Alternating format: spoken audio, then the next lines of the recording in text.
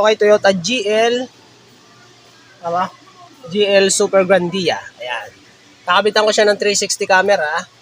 Ayan. Stock pa yung head unit niyan mga boss, kaya lang hindi kinalas na nung kasamahan ko. Pakita ko sa inyo yung stock niya. Ayan na ito.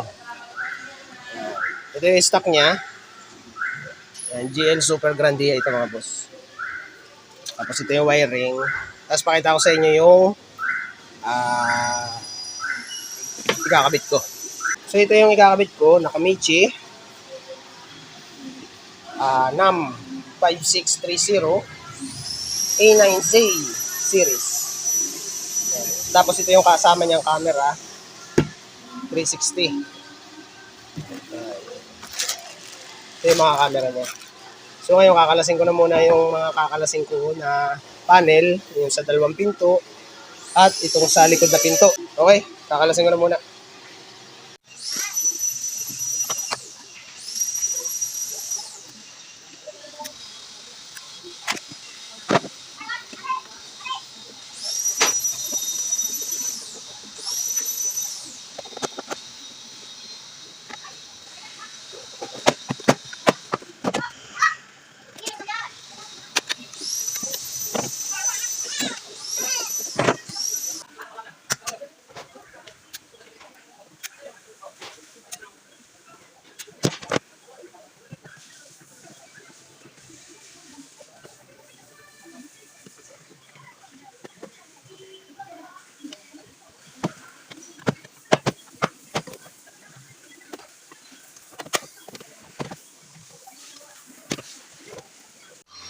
So ayan mga boss, nakalas ko na yung panel. Okay. Tapos pagkakalas nyo ng panel, ibaba nyo ulit yung mga bintana. Ayan, katulad doon. Ayan, binaba ko ulit yung bintana. At kalasin nyo na yung side mirror. Ayan, kailangan natin kalasin ng side mirror niya kasi maglalagay tayo ng camera dito sa ilalim. Ayan.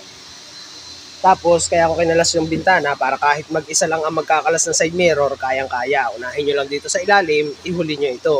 Para kahit biglang sumikad yung side mirror ay may lock pa tayo sa na tornilyo sa ibabaw. Okay? So ayan. Doon sa kabila ganun din, kinalas ko. Ganun lang din ang setup niyan pagkakalas. Okay? So okay na ito. Yung likod naman ang kakalasin ko. Panel lang naman yun, mabilis lang yun. Okay, naka-prepare na mga boss. Yung sa sa connector niya sa stereo head unit. Ayan. Dinugtungan ko na siya ng adapter para sa pan Toyota. So, mangyayari niya, plug and play na yan. Ngayon, okay na yan. Madali lang namang ilinya ito doon. Basic lang yan. Parang yung palagi ko lang ginagawa. Yan mga connector. Ngayon, ang gagawin ko na muna ay ito. Magbubutas na muna ako dito para mailagay yung camera sa side mirror. Yan, kailangan nyo lang kalasin itong mga to. Yan, paghihiwa-hiwalay niya para mailusot niyo yung wire. Tapos pipiliin na lang natin dito yung camera na pang side mirror at yung wire naman dito na para sa left and right. May label naman yan dyan. Bawat kulay may label yan kung alin dyan ang left, kung alin dyan ang right. Okay? So yan, babaklasin ko na muna. Malin lang dito ang unahin ko. Yung natin, mga wiring harness, okay na yan. Madali na yan. Okay, natapos ko na yung isang side mirror, yung pang kanan.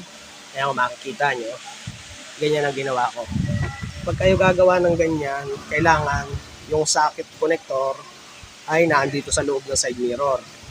In case na magpalit kayo ng camera, naandito lang ang connector nyo. Wala na kayong ibang tatanggalin, kundi ang salamin. Yan. Ayan ang sukat niya. Ganyan ang itsura niya mga boss. Ito yung pang kanan. Ito ay hindi ko pa na-set kung yung balance ng yung tutok ng camera. Ayan. Ito yung camera, wiring niya. Ayan. Tapos ito. Tapos ngayon, ituturo ko naman sa inyo kung paano ko nakuha yung sukat niyan dito sa left side. Yung left side kasi hindi ko muna binutas. Inuna ko muna yung right side. Kinuha ko muna yung tamang sukat para hindi ako magkamali dun sa left side. Trial ko muna itong kanan. So ito, kung makikita nyo, sinukat ko yan yung pinakasagad niya. Yan, sukatin nyo. Ibaon nyo yung, yan, yung mirror. Ibinaon ko yan ng ganon. Yan, sagad. Okay? Tapos, saan ko siya sinukat dito? Tinansya ko yung pinakasagad niya. Na dapat, pag gumagalaw yung side mirror natin, hindi maaapektuhan, hindi matutukudan yung salamin. Para hindi pa rin mabago yung kibo niya. Yan, ganyan ang ginawa ko. Sagad na sagad yan. Okay. Doon naman sa tutok ng camera, pagka itinayo nyo itong side mirror, okay pa rin yan. Walang problema dyan. Kaya ayos na lang natin yung tutok niya. Ngayon, dito naman, kung paano ko nakuha yan, pakita ko rin sa inyo. Lalagyan ko muna ng masking tape yun. Pag kayo magsusukan yan, dapat naka-masking tape. Okay? Ituro ko na sa inyo. Ang ano ko lang dyan, ang kinuha ko lang dyan, itong dulo-dulo na to. Itong may sukat na to. Tapos ito. Yan kasi ang pantay niyan eh. Pantay yung guhit niyan. So dyan, sinukatan ko lang yan. Tapos yung haba nito, sinentro ko sa gitna. Yun yung gitnaan niya. Doon ako nag-divide dito sa haba nito. Ito kasi tamang sukat eh. Hindi kayo magkakamali dyan. Okay? So ipakikita ko naman sa inyo doon kung paano ko kinuha yung pinakang ano niya. Pinakang hatian naman niya dito. Kung paano ko nakuha yung sukat niya dito. Sa pwestong ano to. At yung rubber. Kung ano yung rubber na ginamit ko. Okay? Lalagyan ko na muna yun ng ano, ng masking tape at tatanggalin ko na rin yung mirror. Ang pagtatanggal naman yan mga boss, iaangat nyo lang pag ganito. Yan. Tapos sisikwatin nyo lang yun. Dito sa Super Grandia, may adhesive siya eh. Pero madali lang naman tanggalin yan. Okay? So ipapakita ko sa inyo kung paano kalasin yun.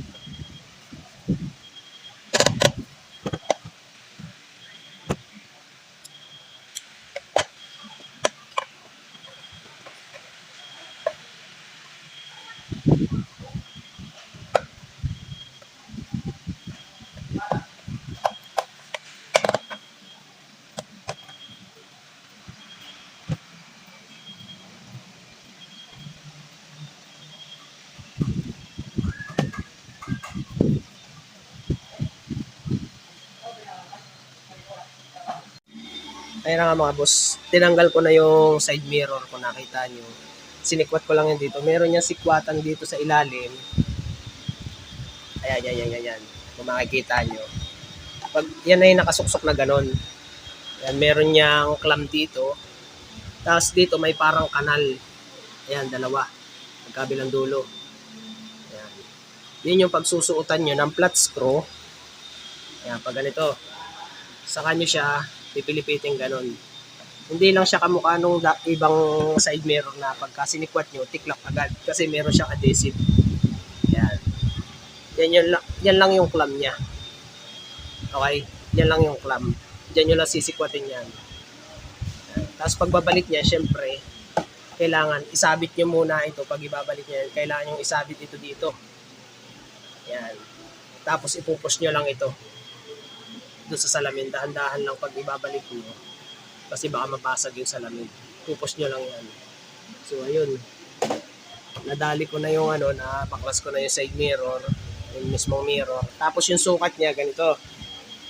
Yan. Kuhain nyo muna yung sukat nito. Yan. Magkabilang dulo yan. Ito yun. Pagkasukat nyo nun, kuhain nyo yung sentro sa gitna. Yan. Kunin nyo yung sentro sa gitna niyan. Sukatin nyo. Divide lang yan. Pagkatapos nung paano ko nakuha itong linya na to, mula dito, ito yun. Yan, yung guhit na yan. Ito. Yan. Ito yun. Sinulatan ko. Yan. Saka ko siya kinuha yung 1/2 inch. Yan. Kaya naging cross na yan. 1/2 inch. Tapos divide lang ito. Doon. Tapos yan ang bubutasin ko ng pulso. Tapos pagkabutas nun, ang gagamitin ko sa kanyang rubber, dalawa kasing klase yung rubber natin dito eh. Dalawang klase yan. Isang manipis at isang slanting. Yan. Ito ang ginamit ko dyan, yung slanting. Pagkabutas nyo yan, may kasama namang hulso yung ating 360 camera. Yun ang gagamitin nyo. Bubutasin ko na yan dyan. At saka ko siya ilalagay itong rubber, yung pinaka-spacer, para pantay pa rin siya katulad dito. Tapos yun, saka ko siya kakalasin to lahat para mailusot ko yung wire. Okay, ganyan lang yan. Ngayon, bubutasin ko na muna to at babaklasin ko na rin yung itong pyesa na to. Kailangan tanggalin nyo lahat yan para mailusot nyo yung wire. Ito. Yan, para mailusot nyo yan dito sa butas. Okay? So, bubutasin ko na muna ito.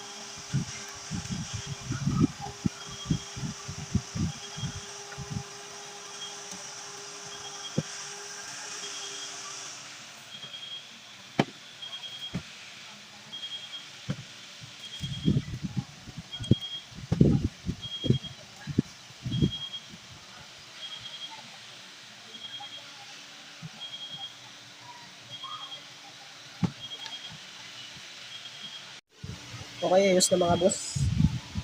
Nabutas ko na. Tapos nilagyan ko siya ng BS1 para lang maipasok ko kaagad yung yung camera. Ayan, para madulas syempre. Kasi kung hindi nyo lalagyan nyo ng pampadulas ng BS1 o kahit anong pampadulas, ay mahirapan kayo magpasok kasi maganit ang rubber eh. Yan naman, pagka tumagal, gaganit na ulit yan. Hindi naman yan pang matagalan yung BS1 na yan dyan eh. Para lang pagka naipasok mo, ay madulas yung papasok syempre. Ngayon, dahil naayos ko na to, kita nyo naman, pantay na pantay siya, parehas sa parehas. Doon lang ang kuhaan ng sukat niyan. Kung tatandaan nyo, ito, magkabilang dulo, sentro, I-divide nyo yun, gitna. Tapos dito, mula dito, media. Half inches lang yun. Half inch. Tapos yun na yung pa-cross niya. Tapos yun na yung sukat niyan. Para parehas lang siya dito sa loob. Hindi siya sasabit dun sa mirror. Ayan. Okay? So yun. Ano ko naman, ikakamada ko na yung wirings nito. Parang katulad dito. Kakalasin ko na lahat ito. Ito, tapos ito, kakalasin ko na lahat yung mga yan. Okay?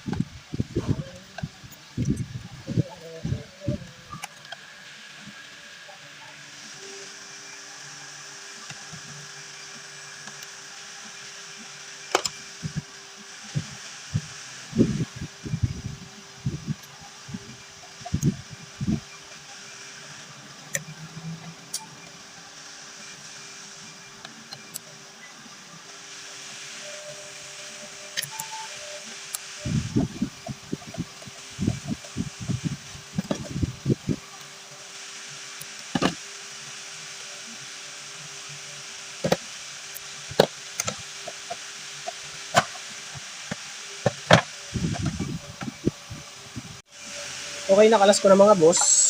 Siyempre, unahin nyo muna ito. All-range type yan. Hindi ko lang alam kung anong size nito. Basta all-range na flower. 3. Tapos siyempre yung mga tornilyo dito. Ayan, dito. 4 lang yun. Bali 5. At yung tornilyo dito sa gilid. Ayan. Kita nyo naman yun. Makita nyo naman doon sa ginawa ko kung paano ko kinalas. Ayan. Tapos yan, saka ko yan ilulusot yung wire dito. Kamukha nitong ginawa ko dito. Ayan, palusot dito. Okay? Ayan. Ganun lang yun. May lulusot nyo na yan. Unahin yung palusutin ay itong maliit na butas. Na parts. Ayan. Kailangan lumusot yan dito. Ganun. Okay? Hanggang sa lumusot yan dito sa ilalim, hanggang sa palusutin yan dito, hanggang dito siya lumabas. Okay? So yun. Lulusot ko na muna ito.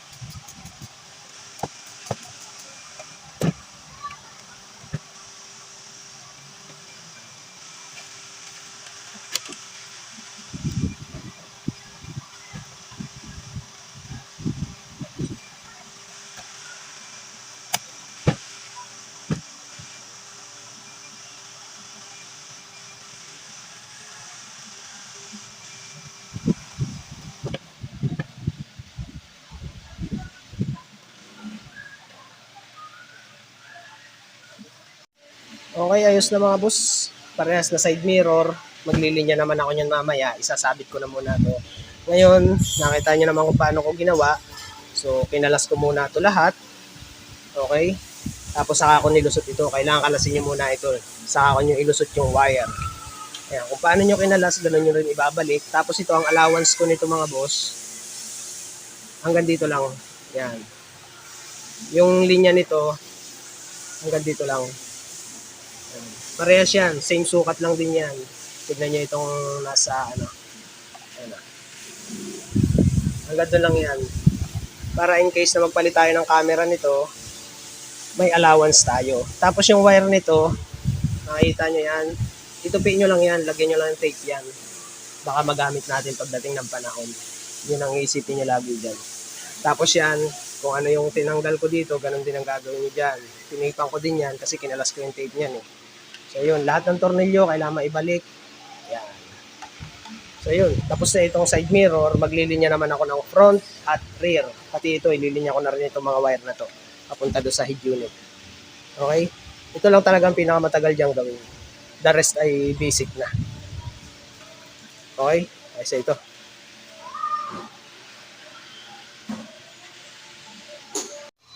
Okay, sa ngayon, ganito muna ang ginawa ko mga boss. Ikinabit ko muna yung side mirror. Yan, ipinix ko na yan. Tapos itong wire na to, siyang ililinya ko papunta doon sa head unit. Tignan natin doon sa kabila. Dito, ganun din. Kinabit ko na muna yan. Mapix na yan mga boss. Tapos ito, nilinya ko na rin yan papunta dito. Pakita ko na lang sa inyo kung paano ko nilinya yun at saan ko padadaanin yung wire. Yun mga boss, nailinya ko na. Ayan ang ginawa ko mga boss dito. Dito sa linya nito, ayan kung makita nyo, dito ko na tinaan yan. Tapos dito sa rubber na to, sa ilalim. Same lang din yan doon sa right side. Okay, pakita ko sa inyo doon sa unahan. Ang ginawa ko naman dito sa unahan, yan, dito ko na nilinya yun. Tapos dito, diyan ko nilusot sa rubber. Kinat ko lang yung dyan, yung rubber, diyan ko nilusot. Dito sa unahan, dalawa na yung nilinya ko dyan. Yung pang unahan, front camera, dito ko naman nilinya yun. Yan, tapos dito. Dito ko na tinupi yung mga wire niya. Yan, tapos lagyan yung cable tie yun para hindi pasukan ng tubig. Tapos dito naman sa kanan, dito ko naman nilinya yung wire. Yan, makita nyo. Yan, dito rin sa kabilang gilid. Yan. Tapos dito, yan. Dito naman, ganun din. Tinupian ko rin dito. Yan, dito ko dinaan. Tapos dito. Tapos yan, dito ko dinaan yan sa may ng antena. Tapos yung pangunahan, tinanggal ko lang yung cover doon. At nilinya ko na rin dito yan. Yan. Ito na yung sa front at sa left side. Tapos ito naman yung sa right side. Yung panlikod, ililinya ko pa. Ayan. Dito, bigyan ko lang kayo ng tips dito. Sinakto ko lang yun doon. Yung linya ko, yung pang left and right na wiring. Sakto lang yun. Tapos dito na ako nagpasobra ng wire. Dito ako nagtupi ng wire kasi in case na tanggalin itong side mirror, may allowance pa tayo. Pwede mo pa siyang ipatong dito sa loob or kung may bangko man, tatanggalin nyo lang to, hahaba yan. Mahaba pa yung dito. Halos sa kalahating metro din ito, pati doon sa kabila. Tapos doon naman sa front, doon din ako sa labas nagtupi ng wire, yung mga sobrang wire, doon din ako nagtupi sa unahan. In case na kailanganin natin na mas mahabang wire, naandun lang siya. Hindi na tayo mag-pull out ng mga dito, mga panel. Okay? So, yung likod naman ang aking iwa-wiring. Mula doon, papunta naman sa unahan. Ayun mga boss, ayos na. Nailinya ko na lahat. Ito na yung sa camera natin, 360. Ito na lahat yan. Tapos yung sa GPS natin, nandito na. Yung antena ng SIM card. Okay na din. Ayan, okay na yan. Dito ko nilinya yung mga USB. Lalagyan na ng SIM. Ayan, makita nyo naman. Tapos yung mga camera niya, okay na. Yan, makikita nyo. Tapos yung dito sa unahan, dito ko nilagay yan. Yan, Okay, dito tayo sa likod. Dito naman sa likod, dito ko na nilagay yan. Yung dating camera hindi ko na tinanggal at mawawalan siya ng ilaw. Okay? Yan. Na-testing ko na rin, okay na, goods, nagana na lahat. Tapos dito ko yan dinaan mga boss. Yan, ito yung wiring. Kung makita nyo. Diyan ko yan dinaan. Tapos dito, syempre, ang gawin nyo, ilusot nyo sa goma. Yan. Pagka nailusot nyo na sa goma yan, syempre, balik nyo na ulit yung clip niya. Ayun o. Tapos nung nailusot ko yan sa goma, di yan, naibalik ko na. Dito ko na yung pinadaan sa gilid dito. Syempre, tinanggal ko are. Diskarte nyo na yung kung paano nyo madudukot. Pero ang ginawa ko dyan, kawad ang ginamit ko para makuha ko dito yung wire. Nung nailabas ko na dito yung wire, saka ko siya idinaan papunta dito hanggang dun. At yan nga pala, pakita ko sa inyo. Dito nga pala mga boss, ang ginawa ko, dahil kapos yung wire. Yan. Nagdugtong ako. Yan, dinugtungan ko yan ng, ito kasi yung original niya, yung sa 360. Ang idinugtong ko dito na wire, alam niyo yun sa mga dashcam, yung apatan ng wire. Yan ang ginamit ko. Yung sa dashcam. Meron kaming available dyan na, yung mga hindi na nagamit na wire, na apat ang laman, na sa isang wire, sa isang ganito, apat yung laman niya. So, yun ang ginamit ko, pinandugtong. Okay naman, goods. Gumagana siya. So, tinisting ko yan kanina. Gumagana, 360, front, rear. So, yung reverse na lang ang ititrace ko. Kung nasaan yun, lupalop. Pero kung wala, siguro ito yun. Malamang ito yun. Kulay pink yun. Titignan ko na lang. Titracing ko na lang yan. Dito na lang ako maglagay ng reverse wire. Yan. Reverse camera. Hindi mabasa eh. Yan. So yun, ayusin ko na lang itong head unit. Yan, ayusin ko na lang ito doon sa panel. Ikakana ko na yung maigi. Tapos ito, bubuuhin ko na yung iba kong mga kinalas. Pati yan. Bubuuhin ko na rin yan. Okay na ako eh. Pero yung yung side mirror, hindi ko pa hindi ko pa ibabalik gawa ng ayusin ko pa yung position nung tutok ng camera. Pero yung mga panel, ayos na yan kasi na-testing ko na eh. Bago kayo mag-fix ng mga panel, testingin nyo muna. Para wala na tayong kalas-kabit. So yun, yung mga dapat i-fix, dapat dapat ibalik na panel, ibabalik ko na yan. Ay, malapit na ito. Okay, kakabit ko na yung natin, yung head unit. Ayan. Sa ngayon mga boss, wala pa kaming panel na available dito. Meron kasi yan nabibiling panel para dito sa GL Grandia, Super Grandia. Yan, ganyang itsura. May panel talaga niyan. Pero sa ngayon wala pa. Kaya ang gagawin ko, ilalagay ko lang muna yan na nakalapat dito. So ipakita ko na lang sa inyo kung paano. Una, gumamit ako ng ganito. Bracket ng actuator, pinutulan ko yan. Yan. Tapos ay tinornilyo ko yan doon. Kailangan nyo ng washer para hindi lumusot yung tornilyo niyang kasama. Yan. Tapos tornilyong ganito, mahaba. Tapos ay nut. Yan. Ganyan. Okay. Tapos yan, may washer din. Tapos ikakana ko na muna doon. Pakita ko sa inyo pagka nut na ilagay ko na. Okay. Okay na ikabit ko na, ganito naman ang ginawa ko mga boss. Yung tornilyohan ko na yun, naglagay lang ako ng kawad na ganyan. Pansamantala lang yan. Ganyan ang ginawa ko. Tapos dito sa unahan, ganyan. Ganyan ang itsura niya sa unahan. Okay. Pero pagdating ng panel, gaganda na itsura niyan dyan. Pansamantala lang yan mga boss. Okay. Pag wala pa kayong panel, pwede nyo gawing ganito ang installation yan. In case lang naman na wala kayong panel. Dito kasi sa amin ay wala pang available. Parating pa lang. So, kailangan na namin ikabit. Ganyan muna ang ginawa ko.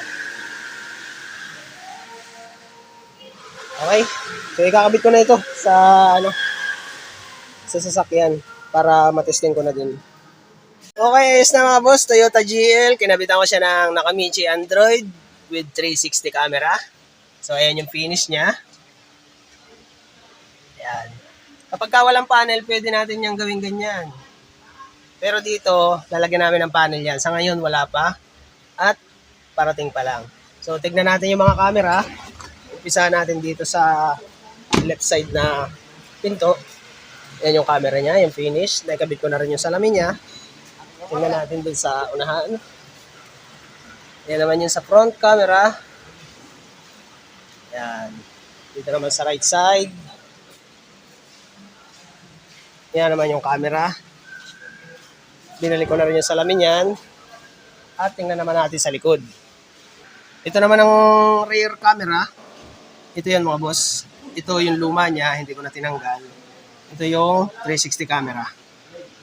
Okay, balik tayo sa unahan. Okay, dito naman sa unahan, testingin na natin. Testingin na natin yung camera. Tignan na rin natin yung yung recording niya. Ito pala, pinili ko lang dito yung USB cable na nagre-record. Dito nagsisave yung record ng 360 camera natin. Yan. So pagka binuksan natin yung head unit, ganyan ang itsura niya. Nagdi-display muna siya ng pag ganun-ganon. Tapos yan ang camera natin. So yan, nakita nyo, pagka lumabas yung na yun, automatic na yan, nagre-record na yan. Yan, yung dot na pula na yan. So yung front camera, nagre-record yan. Rear camera, syempre nagre-record din. Left side, right side, yan. Yung camera niya, okay na yun. Nakaset na rin yan, inayos ko na. Tapos, pag nag-reverse, syempre, automatic din yan. Yan ang itsura niya pagka sa reversing mode yung ating camera. Yan, okay. Tapos yan, tignan natin yung mga na-record niya. Nagsisave din kasi yan dyan eh. Doon sa USB na yun. Doon na papasok yung lahat ng na-record dito. Ngayon, dito lang natin pupuntahan yan. Punta tayong 360. Camera. Tap tayo ng screen. Dito sa may plus na to. Yan lang yung tinitignan. Tapos nakita nyo yung parang video camera na yun. Yan. Tignan natin yung pinakaunang record. Yan. Pag kinlik natin yun, automatic lalabas sa screen yung 4 na camera. Okay? So, dito naman, pagka lumabas na yun, pwede nating i-click ang bawat camera niya. Pwedeng front. Yan. Yan ang kuha ng front niya. Mula doon sa gilid hanggang doon sa kabilang gilid. Doon sa gate na yon at hanggang doon. Yun ang kuha niya ng camera. Ngayon, back natin yan. Rear. Yan. Ang rear niya, ganun din ang kuha niya. Ikatlong sasakyan mula doon sa dulo doon at ikatlong sasakyan papunta doon. Ganun kalayo ang sakop niyan. Back ulit tayo. Ito yung right side. Ang right side mula doon sa unahan hanggang doon sa kalikudan, kita yan. Ayun o. Pantayan. Ayan yung gulong. Pantayan lahat. Tapos dito, left side. Yan. Yan yung kuha kanina pa. Kuha tayo ng yung pinaka-latest na video. Ito. Yung pangalawa. Yan yung pangalawang video. Yan yung kuha niya. Okay, dun tayo sa front. Ayun, kitang-kita pa rin. Yung mga galawan dito. Ayun. Punta tayo sa... Pwede nating i-back pala yan mga boss. Bawat camera, pwede nating i-back yan. Yan. Sabay-sabay yan na gana. Yan ang Nakamichi 360-degree camera recording. Yan. Itong rear ay nakaangat kanina yan. Doon naman tayo sa pinaka-latest. Ito, number 1. Yan. Ito yung front. Ayan, may naglakad pa. Kita yun hanggang dun. Sa right side. Back natin. I-reverse natin. Ayan, mula dun. Kita dun sa left side na camera, front camera, right side camera. Kita lahat siya. Yan ang sakop ng ating 4 camera. Okay. Tingnan natin, bababa pa ako diyan eh. Gagalaw ang left side yan dito. Bababa ako niyan eh. Yan, tingnan lang natin. Yan yung mga record kanina. Tagal na. Pwede natin i-pass forward yan.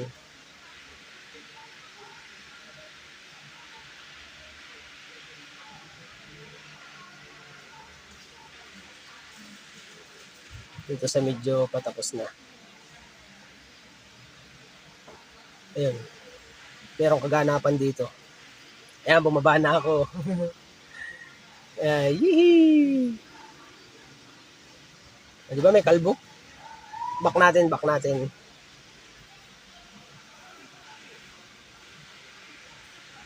Paglalaroan natin yan. Bababa na ako dyan. Tingnan natin bagay double tap. Ayaw ng double tap eh.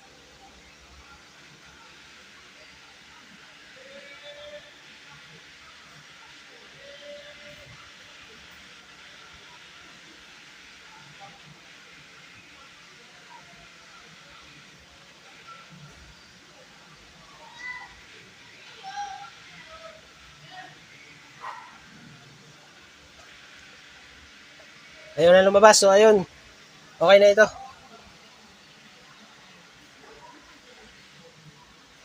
Yan. Toyota Super Grandia. Installation ng Nakamichi 360-degree camera recording. 4 camera. Okay? Thank you.